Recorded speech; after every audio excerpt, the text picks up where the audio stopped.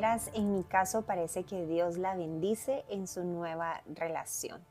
Y te quiero compartir aquí con escritura, porque no siempre las consecuencias bíblicas del pecado se ven a corto plazo. Número 1, Hebreos 3:13 dice: exhortaos para que ninguno de vosotros se endurezca por el engaño del pecado. El pecado engaña. ¿Y qué significa que el pecado engaña? Que lo que se ve a simple vista y a corto plazo es algo que le conviene a la persona, que es dulce y que es placentero. Y el pecado, al igual que una serpiente, va enrollándose lentamente hasta que tiene a la presa por completo enrollada para luego sofocarla y asfixiarla y llevarla hasta la muerte, que es lo que el pecado trae muerte. Hay un aparente retraso en el juicio. Eclesiastés 8:11 dice: porque la sentencia contra una mala obra no se ejecuta luego, el corazón se dispone para hacer lo malo. Pero esta sentencia no se ejecuta luego por el carácter de Dios. Dice que Dios es paciente, segunda de Pedro 3:9, no queriendo que ninguno perezca. ¿Por qué? Porque cuando ya viene la paga del pecado, o sea, las consecuencias, la cosecha de esa siembra que fue de granito en granito, día tras día, decisión tras decisión, ya no se detiene ese juicio. Aun cuando la persona está ya reaccionando y volviendo en sí, todo el peso del pecado se viene de un solo. Y ahorita les voy a dar 10 consecuencias del pecado, no solo para el que hoy está en adulterio, sino para nosotros guardar nuestra salvación con temor y temblor y no caer en la tentación, ni producto de un corazón herido, ni producto de un corazón que quiere venganza.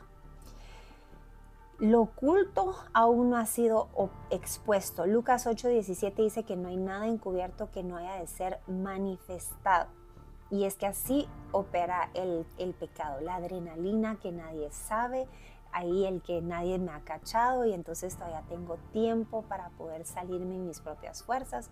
Pero resulta que la transacción por unos minutos de placer o de esa adicción o de esa tentación de hacer lo opuesto a la voluntad de Dios termina cobrando una factura con 3 cosas que te quita o que tú le rindes por cuanto tú has decidido volverte esclavo del pecado: tu autoridad, tu identidad y tu libertad. Desde Génesis hasta Apocalipsis vemos que el intercambio del pecado cobra esas 3 cosas como factura.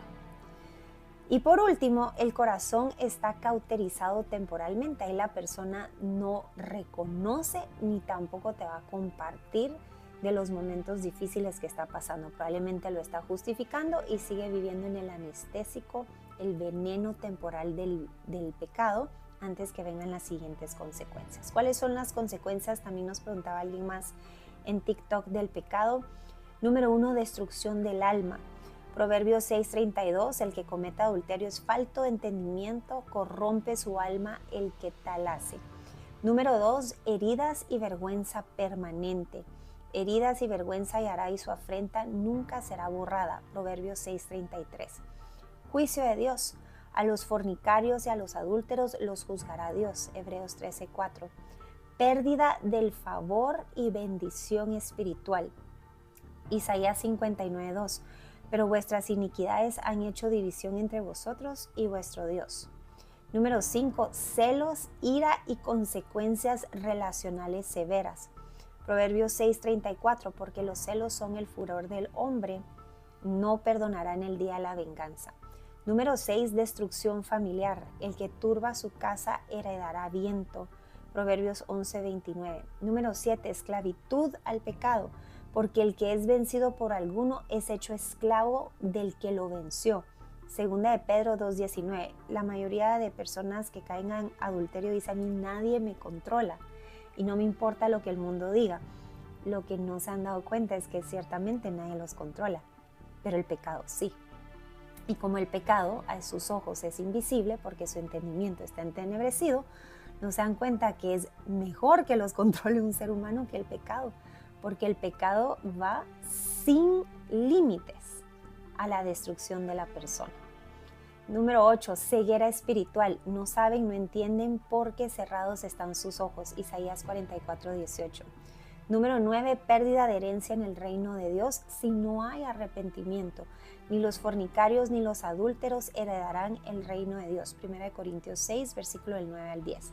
Y número 10, consecuencias generacionales y disciplina. Éxodo 25, yo Jehová que visito la maldad de los padres sobre los hijos.